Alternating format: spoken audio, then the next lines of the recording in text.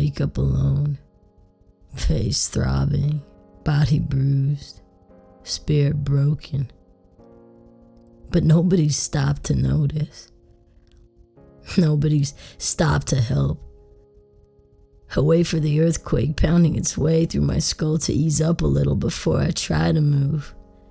My lungs tense up and cough out a violent reminder of what Josh could have done if he'd kept going. Just a couple more seconds of squeezing and the pain would have stopped. Just a little more room for a misunderstanding to go terribly wrong and everything would have been over.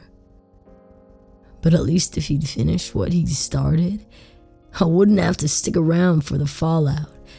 I wouldn't have to feel like this. I wouldn't be trying and failing to choke back tears that handfuls of Mission Bay and Cardinal kids are watching me drowning as they pass by. Even crying hurts. Salt slipping down the sides of my face and finding its way into every single cut my best friend left behind. My right eye's swollen to the point where the weight of it's almost too much to keep forcing open. How the hell am I gonna explain this? Mom won't know what to do, Tanner won't know what to say, and Callie won't know how to help me. I can't go home tonight. Even if it means begging my way into a party so I can get wasted to the point where I forget everything that's happened. My family doesn't need any more chaos. And that's all having a best friend like Josh turned out to be. A disaster dressed up as something pretty, years of hangouts, kickbacks, and conversations all dissolved into nothing because of a girl. Because of me. Because of Josh not hearing me out any longer than his temper would allow him to. It wasn't supposed to be like this. He was supposed to understand. I was supposed to make him understand. But he didn't. The truth was supposed to fix things. But I couldn't even tell it to him straight. Maybe if I'd figured out the right way to explain what happened, he would have forgiven me. Now he can't. He won't. His fists made things 100% clear, and now that I'm lying here, sprawled out in the dirt, I finally get it. I get him. Josh doesn't want to understand. He wants Trish. Right or wrong, liar or not, he's always wanted someone like her. Someone who'd lie to him so he felt important, needed. A girl to give him the status and attention he's been after ever since his brother showed him it was possible. He's got big shoes to fill after Marcus, and Trish is his first step in that direction. Future it boy. Future superstar. Josh has the whole world ahead of him, and there isn't any space for me in it anymore. Just girls like Trish. Two-faced liars who'll keep him happy in the bedroom and keep their dirty little secrets hidden from him behind closed doors. But that's the thing. If this is who he is now, our friendship is as good as dead. If this is who I am now, then I'm the one who killed it. My throat tightens, swells, and nearly pushes me back into another breakdown, but I swallow the impulse and struggle to get to my feet. I shut my eyes to keep the worst parts of tonight out of my mind, but the memories keep coming. The noise of the fights I had and things everyone said spikes to the point where sounds on the verge of splitting through my skull. Every second that passes forces me to relive every word that Josh said, every punch I took, every mistake I made. And I need a way out. I need it to stop. I need a distraction. I need to forget. And at this point, I don't care what it is as long as it'll make me numb, as long as it'll shut out the noise. I stumble over to the closest snack kiosk and scare the crap out of the bright-eyed, chipper-looking girl behind the counter. She hides gas behind her hand and is quick to recover her salesperson smile. I should thank her for it, acting like nothing's wrong with my face when everything is. But I don't. Can I get something for you, sir? Popcorn or something to drink, maybe? I don't know why it happens the way it does, but a bad idea pops into my head and starts taking root like a virus.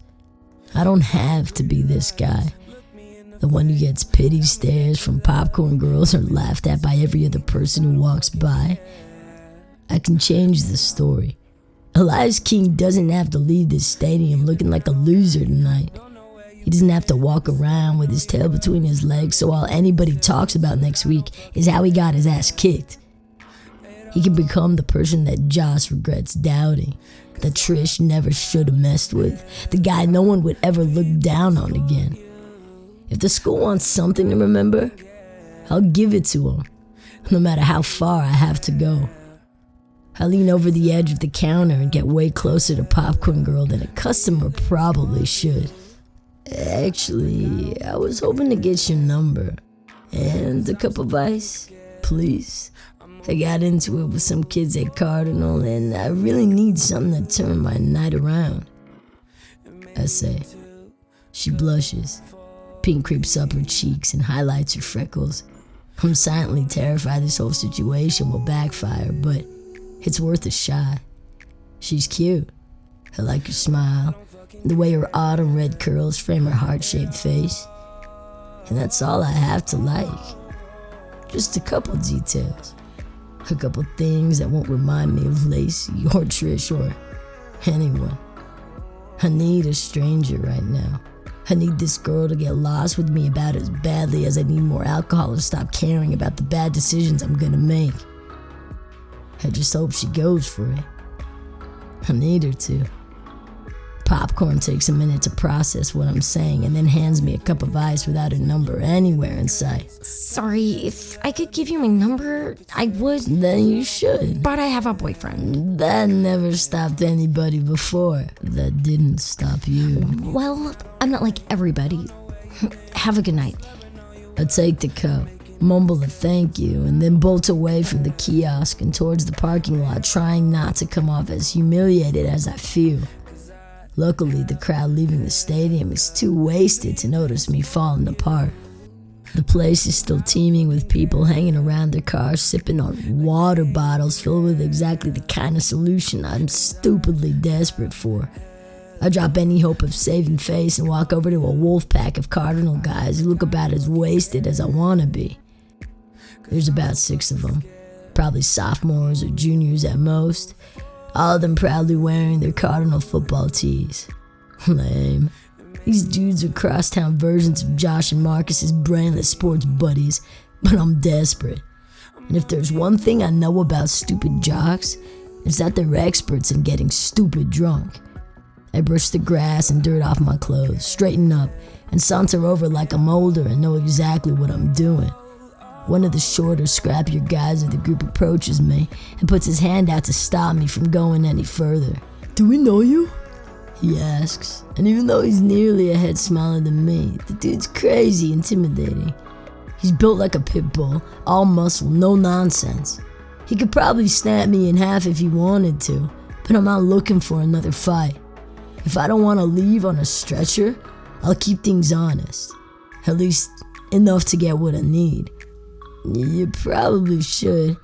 I'm not an easy face to forget. You own a television, don't you? He scoffs and locks his beer-glazed blue eyes on mine. Yeah, but I can't say I've seen you anywhere, pretty boy.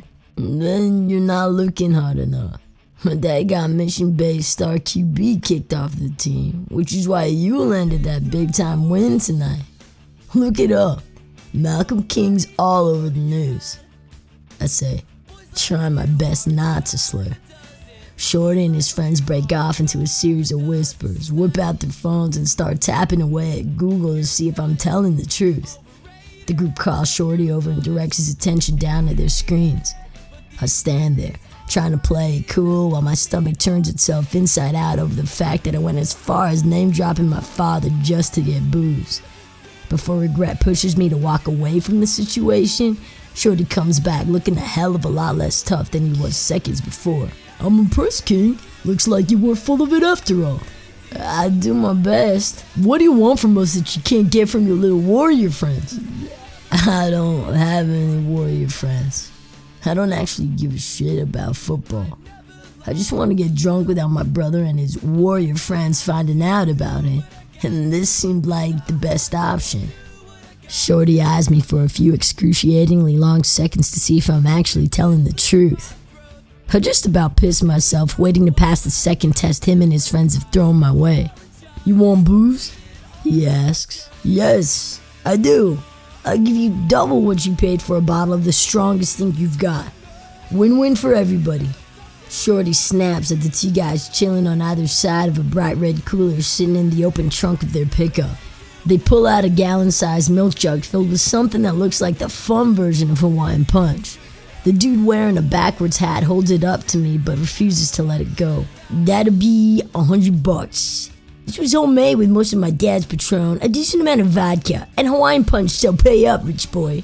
Shorty whips around and snaps at his buddy to shush him quiet. "That's enough, Chris. Just let him have it." Shorty faces me again, but this time there's an uneasiness in his eyes I don't expect. "You're not gonna tell your dad about this or anything, right?" I force out a fake laugh that almost fools me into thinking that his last comment didn't sting. Of course not, man. Actually, if me and my brother get a weekend on our own, I'll keep you guys in mind if we throw a rager. Free booze and a party by the beach on me. For the first time since I ran into these guys, all 6 of them light up. Suddenly, I'm getting high fives all around and an offer to chill with him for a little while. Shorty opens up his truck, pulls out a lawn chair, and waves me over to my new place in the grass. "You know, you're not too bad for a warrior. What's your name?" Shorty says as he settles down next to me. "Elias." "Ty, good to meet you. You want some ice for that shiner? Looks pretty bad, man. Who gave you that?" "My best friend." "But fuck that. I have no loyalties tonight unless it's to alcohol," I say. And it's sad how true that is. "I'll drink to that." Ty shakes my hand, pours me a full cup of their homemade jungle juice, and I down it fast. "You're serious about partying tonight, aren't you?" he asks. I nod because talking is getting painful and exhausting, and I'm not drunk enough yet for the feeling of Josh's fists to fade. "Me and the guys were thinking about crashing a couple Mission Bay parties around here if you're down. We heard warrior girls get pretty crazy after homecoming." "They're always crazy, but tonight's gonna be out of this world. Let's get drunk and get laid," I say, and I mean every word of it. The rest of the guys let out a couple of rebel yells, and we all down another round of trouble from our solo cups. The other guys make an effort to introduce themselves between shots, but I'm too distracted with the alcohol to remember any of their names. 4 drinks later, and I'm too drunk to remember why I went out looking for replacement friends in the first place. But then again, this is exactly what I wanted. To drink to the point where I could forget about everything I thought I needed. Everything I hoped for. Everything I thought would make me happy. Because what I'm finally starting to realize is, the only thing I really need to make me happy tonight is this. Not best friends. Not football games. Not untouchable girls. Just alcohol.